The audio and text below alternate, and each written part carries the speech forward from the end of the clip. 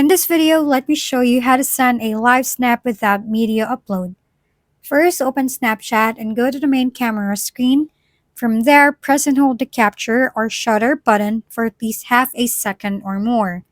This will begin recording a live snap. Once you're in the recording mode, look for a small plus icon on the screen. Tap that, and you should see an import media option. Go ahead and choose the media you want to include.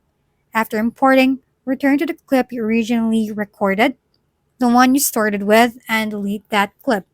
You'll now be left with only the imported media. Tap Preview to check the vinyl version. Once you're satisfied, hit Send To and choose the person you'd like to send it to. Just tap their name and press Send.